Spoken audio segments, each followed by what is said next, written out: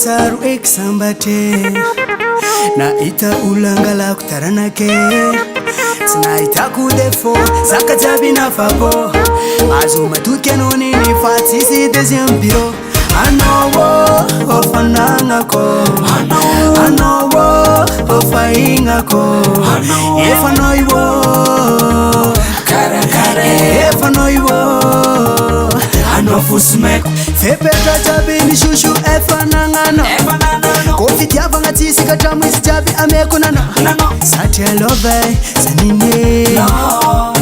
Ekrase zawo utikimare Ankwata no you tease Ankwata no you tease Ankwata no you tease Ankwata no you tease Ankwata no you tease Chuba Chuba Tikuma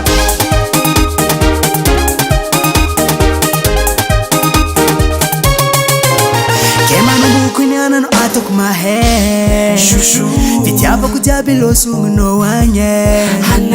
Timana ngateri andini kinyafa Nitikati efalata Rabus na aston loko tunga mratiane Anowo ofanangako Anowo ofaingako Efanoiwo Efanoiwo Anofusmek Foma nafusapo no zamila iwa Foma nafusapo no zamila iwa Foma muruko no efa mieti kitola Rati benefit yava no komple Si possible kwaza ande mare Satya Ankwata no you tease Ankwata no you tease Ankwata no you tease Ankwata no you tease Ankwata no you tease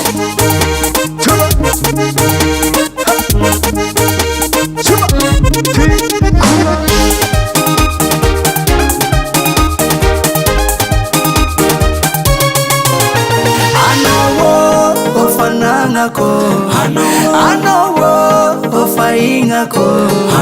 Efanoiwo Efanoiwo Anofusmek Foma nafusapo no zamila iwa Foma nafusapo no zamila Foma iwa muruko no efa mieti kitola Rati benefit yava no komple Si possible kwaza ande mare Satya Ankwata no you tease Ankwata no you tease